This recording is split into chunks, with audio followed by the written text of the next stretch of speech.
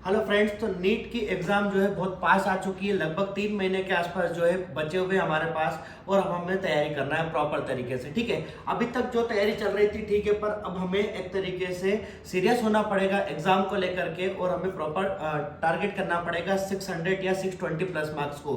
अब इतने मार्क्स को टारगेट करना है तो सीधी सी बात है कि 50% कॉन्ट्रीब्यूशन तो बायोलॉजी का होता है। हमारा टारगेट ये होना चाहिए कि 360 में से 340 की समथिंग मार्क्स होना चाहिए। ठीक है, टोटल जो चैप्टर है हमारे पास वो 38 चैप्टर है। आपने देखा होगा कि मेजोरिटी वाइज जो है वो चैप्टर हमें बॉटनी के टफ पढ़ते हैं। ठीक है, जूलॉजी बॉटनी दो सब्जेक्ट है, तो बॉटनी के चैप्टर जो होते हैं टफ पढ़ते हैं, या एक तरीके से उनको याद रखना, रिटेन करना थोड़ा सा मुश्किल पड़ता है। ठीक है, पढ़ना हमें एनसीईआरटी ही है। 15 लाख स्टूडेंट है जो एग्जाम देते हैं, 15-16 लाख के आसपास, तो सबके सब एनसीईआरटी पढ़ते हैं। लेकिन जो मार्क्स होते हैं बहुत कम बच्चों के प्रॉपर आ पाते हैं बायोलॉजी के अंदर, या ओवरऑल मार्क्स। अपन ये टारगेट करते हैं कि हमें बायोलॉजी के अंदर जो है 340 के समथिंग मार्क्स आना चाहिए आउट ऑफ 360। ठीक है, यदि 360 आउट ऑफ 360 आ जाए तो बहुत ही अच्छी बात है, लेकिन 340 तो एनी हाउ कंडीशन आना चाहिए, तब जाकर के हम लोग जो है 600 प्लस या 620 प्लस 650 प्लस मार्क्स यदि हम एग्जाम में गेन कर पाएंगे। ठीक है, हमें एक ही काम करना है, एनसीईआरटी को पढ़ना है, जो कि आपको पहले से पता है। एनसीईआरटी को पढ़ना है, लेकिन क्या होता है कि मेजोरिटी वाइज स्टूडेंट के साथ दिक्कत ये आती है कि एनसीईआरटी को प्रॉपर तरीके से लर्न नहीं कर पाते, या फिर एक तरीके से उसको पढ़ लिया है तो याद रखना मुश्किल पड़ता है, क्वेश्चन कैसे सॉल्व करते हैं, ये सब तरीके की प्रॉब्लम आती है। ठीक है, हमने यहाँ पर एनसीईआरटी को स्पेशली डिजाइन किया है कि एनसीईआरटी के हर एक पॉइंट को क्या कर दिया है, हाईलाइट कर दिया है। हाईलाइट करने के साथ साथ आपने देखा होगा कि हम इसके अंदर जितने भी हर एक सेंटेंस जो होता है, एनसीईआरटी के जितने भी सेंटेंस है, हर एक सेंटेंस को हमने सेपरेट कर दिया है, उसको पॉइंट टू पॉइंट बना दिए हैं, और उसके अंदर कितना क्या इंपॉर्टेंट है वो हर तरीके की इंफॉर्मेशन हम आपको दे रहे हैं। ठीक है, इसके साथ साथ जो है हम आपको पूरी एनसीईआरटी के हर एक लाइन को समझाते भी जाते हैं, डिकोड भी करते जाते हैं, और उसके साथ साथ पर्टिकुलर लाइन से प्रीवियस ईयर में क्या क्वेश्चन आए हैं, या फिर एक तरीके से क्या रिलेशन हो सकते हैं, हर एक के ऊपर अपन बात करने वाले हैं। ठीक है, तो 2022 की हमें अब सीरियस तैयारी करना है। टाइम बहुत कम है, लेकिन हमें 100 आउट ऑफ 100 मार्क्स लाने की कोशिश करना है, जिसमें मेन जो कंट्रीब्यूशन रहेगा वो किसका रहेगा, बायोलॉजी का रहेगा।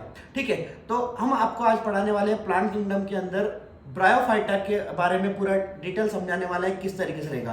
हम आपको 2 वीडियो प्रोवाइड करेंगे हर एक चैप्टर के, हर एक टॉपिक के।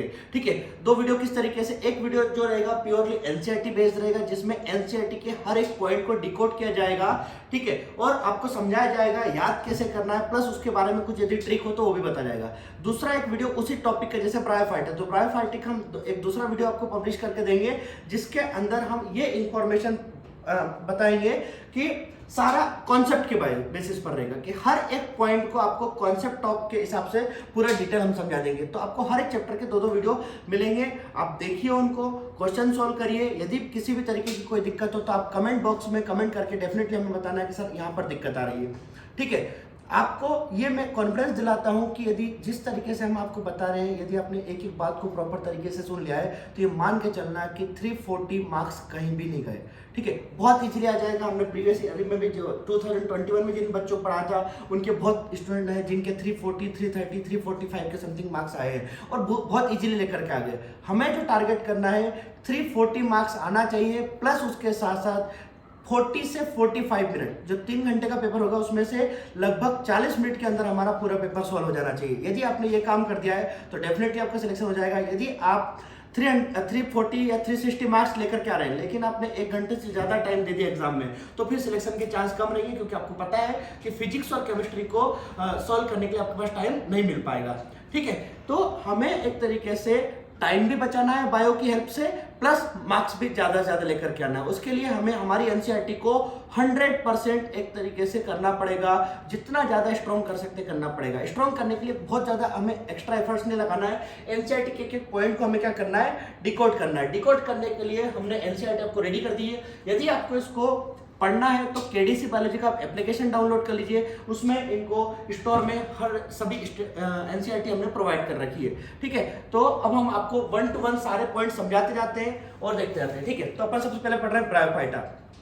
ब्रायोफाइटा जो होता है फर्स्ट टेरेस्ट्रियल प्लांट होता है। ठीक है, ब्रायोफाइटा जो है फर्स्ट टेरेस्ट्रियल प्लांट है, जिसके अंदर हम जनरली इंक्लूड करते हैं किसको, मॉसेस एंड लिवर बर्ड को। ठीक है, अब फर्स्ट टेरेस्ट्रियल प्लांट है, आपको पता होगा कि जितने भी मेजोरिटी वाइज लिविंग ऑर्गेनिज्म का ओरिजिन जो हुआ है वो वाटर में हुआ है, ठीक है। तो प्लांट किंगडम जहां से स्टार्ट होता है, एल्गी से स्टार्ट होता है। एल्गी आपको पता ही होगा पूरी तरीके से क्या है, एक्वेटिक प्लांट है। देन आफ्टर एल्गी में कुछ मॉडिफिकेशन हुआ है, एवोल्यूशन हुआ है, तो उससे क्या बने हैं, ब्रायोफाइटा बने हैं, ठीक है। तो ब्रायोफाइटा फर्स्ट टेरेस्ट्रियल प्लांट है। ब्रायोफाइटा जो है वो क्या है, फर्स्ट टेरेस्ट्रियल प्लांट है, ठीक है। इस तरीके से प्लांट है, फर्स्ट टेरेस्ट्रियल प्लांट है। अब सीधी सी बात है, टेरेस्ट्रियल प्लांट है तो ये बहुत ज़्यादा वाटर से दूर नहीं रह पाएंगे, क्योंकि इनके पास अभी भी बहुत सारे ऐसे एडोटेशन है जो कि वाटर से रिलेट करते हैं। तो ये जनरली जो रहेंगे वो कहाँ पर रहेंगे, moist shaded area of the hills या इन द हिल्स, हिल्स के मॉइस्ट शेडेड एरिया में रहेंगे। इसके बाद आगे बात करते हैं, सेकंड पॉइंट की बात करते हैं। तो ब्रायोफाइटा को हम जो बोलते हैं वो amphibians of the plant kingdom बोलते हैं, प्लांट किंगडम के एम्फीबियंस बोलते हैं। क्यों, क्योंकि ये रहते हैं जनरली सॉइल के अंदर है, टेरेस्ट्रियल हैबिट में, बट अभी भी इनको सेक्सुअल रिप्रोडक्शन के लिए, गेमेट को ट्रांसपोर्ट करने के लिए, एक तरीके से मेल गेमेट को ट्रांसपोर्ट करने के लिए अभी भी इनको रिक्वायरमेंट रहती है किसकी, वाटर की। तो इसलिए हम इनको बोलते हैं amphibians of the plant kingdom, ये क्लियर कट लिखा हुआ है। नेक्स्ट पॉइंट है, इनको डैम्प, ह्यूमिड या शेडेड लोकेलिटीज की रिक्वायरमेंट होती है। तो जनरली जो इतने भी लोअर ग्रुप के प्लांट होंगे, चाहे वो ब्रायोफाइटा, टेरिडोफाइटा या इसके पहले अपन बात करें एल्गी, इसी तरीके से अपन एनिमल किंगडम की बात करें तो आपको ध्यान होगा कि एनिमल किंगडम में जो स्पॉन्जेस, पोरीफेरा, सिरेंटेटा, टीनोफोरा, ये पूरी तरीके से क्या होते हैं, एक्वेटिक होते हैं। आपने देखा होगा कि पोरीफेरा, सिरेंटेटा, टीनोफोरा तीनों जो है पूरी तरीके से एक्वेटिक है। मैं मैराइन और फ्रेश वाटर में डिफरेंशिएट नहीं कर रहा हूँ, सिर्फ पानी की बात कर रहा हूँ कि पानी में रहते हैं, ठीक है। तो हर एक किंगडम में जो इनिशियल लेवल के ऑर्गेनिज्म होते हैं वो जनरली एक्वेटिक होते हैं, ठीक है। तो यहाँ पर भी आप देख रहे होंगे।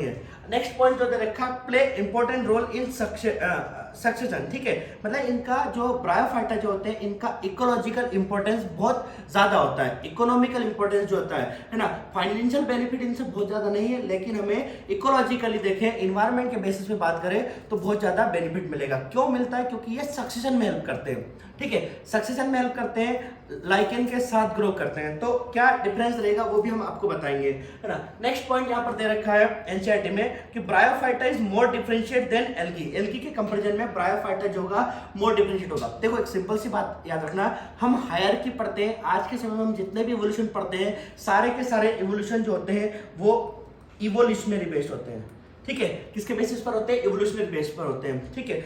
फाइलोजेनेटिक रिलेशनशिप यदि आपको ध्यान हो तो किस पे रहते हैं, फाइलोजेनेटिक रिलेशनशिप, जिसमें हम क्या करते हैं कि सबसे लोअर सिंपलेस्ट फॉर्म को बॉटम पर पढ़ते हैं, सबसे पहले पढ़ते हैं, और सबसे कॉम्प्लेक्स फॉर्म को सबसे लास्ट में पढ़ते हैं। ब्रायोफाइटा, टेरिडोफाइटा, जिम्नोस्पर्म, एंजियोस्पर्म, ये इस तरीके की सीक्वेंस रहती है, ठीक है। तो यहाँ पर ये देखा होगा आपने कि ब्रायोफाइटा जो होता है वो एल्गी का कंपैरिजन में मोर डिफरेंशिएट होता है। जनरली एल्गी की प्लांट बॉडी जो होती है वो किस टाइप की होगी, थैलोइड होती है, जबकि ब्रायोफाइटा जो होते हैं यहाँ पर थोड़ा सा स्लाइट एक तरीके से जो है डिफरेंशिएशन मिलेगा, और इनकी बॉडी जो होती है वो root like, leaf like, stem like structure में डिफरेंशिएट होती है, ठीक है। यहाँ पर लिखा हुआ थैलस लाइक प्रोस्टेट या erect attach to the unicellular या मल्टीसेलर राइजोइड्स। राइजोइड्स जो होता है वो रूट लाइक स्ट्रक्चर होता है, राइजोइड्स जो है वो क्या है, रूट लाइक स्ट्रक्चर होता है, ठीक है।